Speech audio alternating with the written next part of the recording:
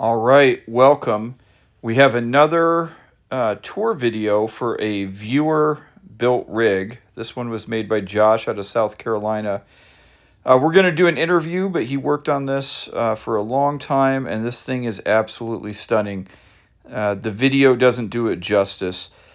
Just a little bit of warning before we go further. Some of the audio has some wind noise. That was my error. It is, of course, windy, but when I did my test audio, I didn't realize it was as bad as it was. But it goes away and gets better a little bit later in the video. So stick along, and let's see what Josh has to tell us here. All right, everybody. So we're here with Josh. Josh is from South Carolina.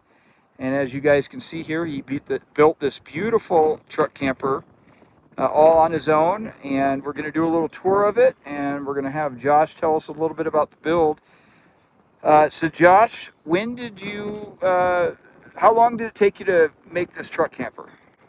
Started last May, but collectively it's been about 6 months. 6 months. And then you just did this in your garage and you live down in South Carolina, correct? Yeah, I live in South Carolina on the border of Georgia near Augusta, and just did it in my garage. I have a 3-bay garage at my house, work on cars and other projects. What motivated you to build your own camper?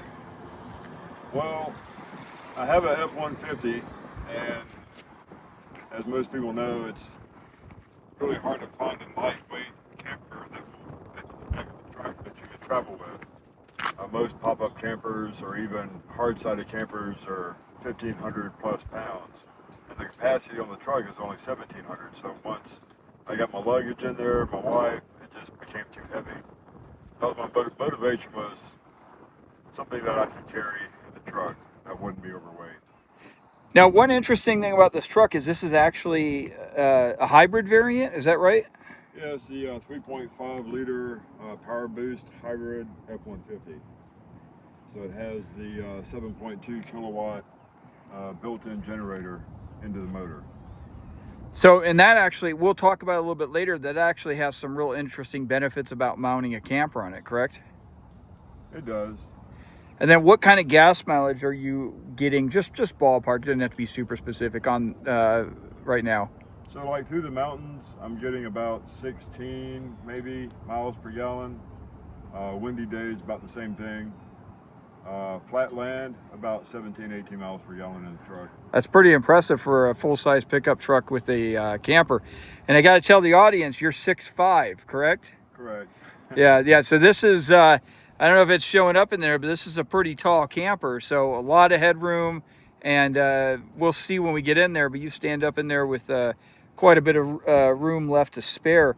I do have to say, you're out here in Las Vegas, and you've so far driven it all the way from South Carolina there at the Georgia border. You said you went up into Seattle, and then you went on a cruise up into Alaska, and then you're back down here in the Southwest on your way, kind of circling back around, right? Yes, sir.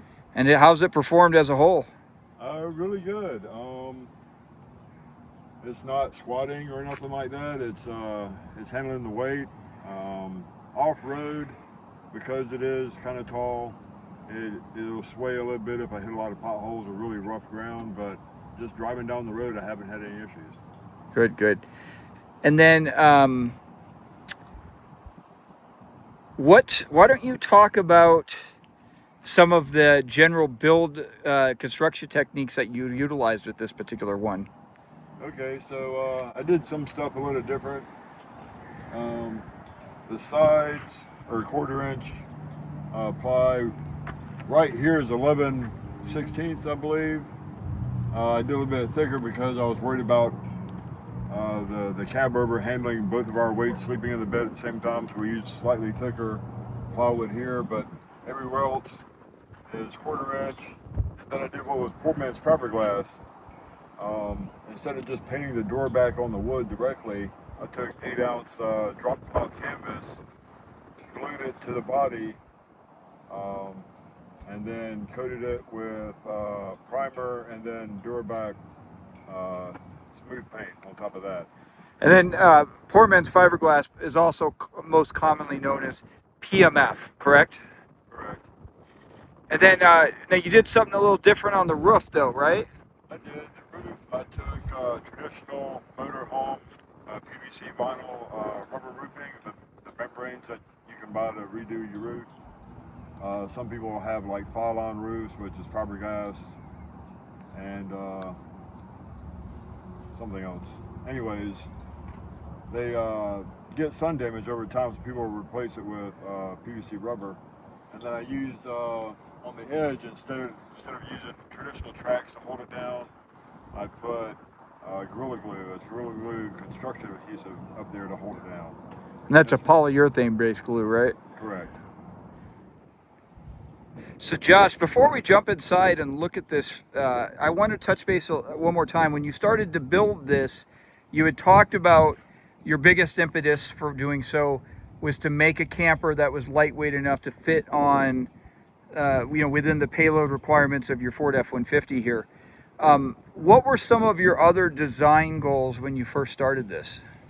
Well, I wanted a camper that was going to be tall enough for me to fit in without having to stoop over. A lot of your traditional sliding campers are hard to climb in the door, so I wanted a door that was big enough I wouldn't have to stoop over, and also the ceiling height. So I'm 6'5", and the entire ceiling height is about 6'8" on the interior. And then you're traveling with your wife, so you had to have a sleep area that is big enough to accommodate both of you, correct? Yes, sir. So I made the sleep area big enough for a full-size bed. Full-size bed, okay. And then you got one heck of a power supply system, and you did a really interesting thing as far as integrating that in with the hybrid system and how they made it for this F-150. We'll touch on that in detail, but was there any other very specific requirements that you had when you built this outside of height, weight, and capability to fit 2 adults? I just wanted enough battery power to last. If we encounter like rain, cloudy days, I have 600 amp hour battery in here with 600 watt solar on the roof. So typically I can run everything in the camper all night, keep it at 72 degrees, and still have 50% battery power in the morning. And I'll tell you guys this, if you don't understand those numbers, let me show you this battery bank right here.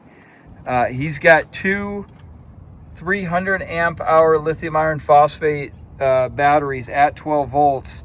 That is a lot of battery power, and 600 watts of solar is nothing to shake your finger at either. So you definitely have enough. You've got a 5,000 BTU air conditioner sitting up there in the corner. If I recall from one of our conversations, you were saying you can run that bad boy all night and you're only down to about 50 or 60% power. Yeah, we were in St. George last night, Utah, and it was about 99 degrees outside. Humidity was only 25 or 30%, but we ran it all night at 72 degrees and still had 66% power in the morning when we got up. That's true off-grid. Now to put something on top of all that, though, talk about how you integrate that in with the electrical system of the pickup truck, because that's very interesting. So also, if the solar panels aren't working, we have a inverter that connects to the pickup truck. The pickup truck is a hybrid, so it's got 7.2 kilowatts of power it can generate when it's stationary. And we have plugs right here on the side of the truck, and we have this extension cord over here that goes inside the camper, and we can plug it to shore power, or we can plug it directly into the truck to charge the batteries and power everything at the same time. So you're basically, just to put into perspective what we see here, folks, this is basically like 2 power stations, 2 massive power stations in one. You've got massive battery storage capacity with a lot of solar within the confines of the camper itself, but you also are leveraging the hybrid battery system and power generation features of the pickup truck as a mechanism of redundancy. It's pretty impressive. And what that allows you to do, here we are in the middle of summer in Nevada and southern Utah, and you're able to travel around and run AC completely off grid. That's a pretty impressive feat right there, you know? Yeah, I can be anywhere I want and have internet, TV, air conditioning, cooking capabilities. Everything's running off electricity. Well, let's do this. Let's step on inside this bad boy and show us around.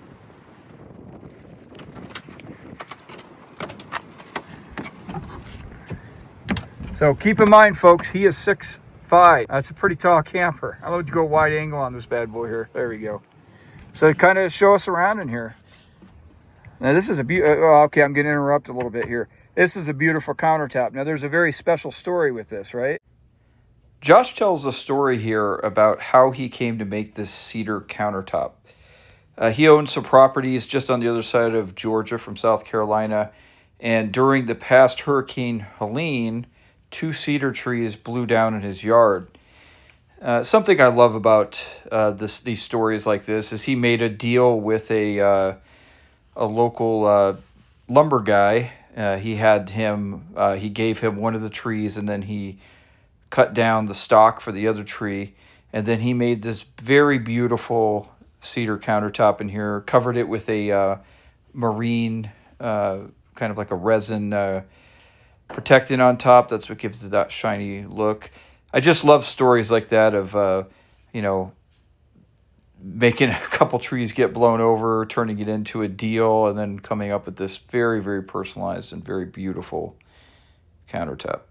For a refrigerator, Josh uses a 120-volt standard refrigerator. This would be something like you would buy for, a college dorm or an office or, maybe a small studio apartment or something.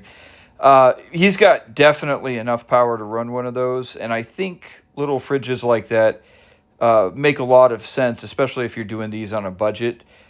Typically, a fridge like that would be, $150, $200. You can actually probably go down and buy it same day at a Walmart, I think is where he said he had bought it.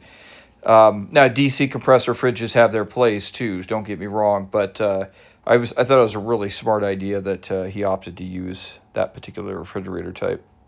So for Josh's lounging area, he created this couch that runs along the back wall there by where the window is, and then down the side. So it's a nice area. He could sit, relax. He sometimes talks about having friends over.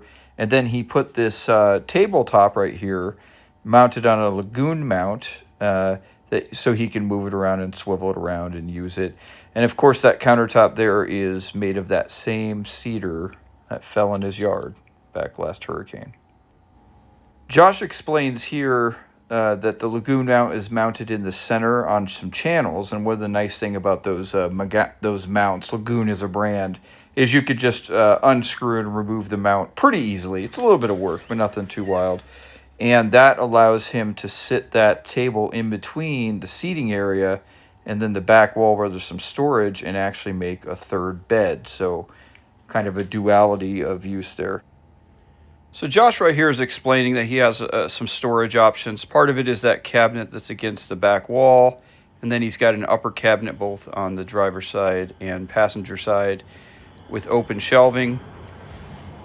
He might modify some of those later. He was talking about the one on the driver's side, which you see right here in the image, was a later iteration than the one on the passenger side. This trip that he took has been planned for a while, and he's explaining that he didn't quite finish up everything in here, so he'll finish that up when he gets back. And he also put a lot of insulation and a lot of thought in insulation in this camper. He put a radiant barrier that faces toward the outside to help kind of control some of the heat. And then he used several inches, varying thickness at different parts of the camper, of XPS insulation. He's estimating in some places he has an R value of potentially up to 20. So a significant amount of insulation too, but keeping the heat out, keeping things cool, I found, are sometimes the hardest thing, and that white really helps with that. So, I mean, this thing is very comfortable in here without any AC at all. It's actually quite impressive. I mean, it's 99 degrees yesterday, like I was talking about earlier, but the AC would cycle on and off. So it didn't run nonstop. Yeah, very, very impressive. And then, like we talked about, your electrical system down here.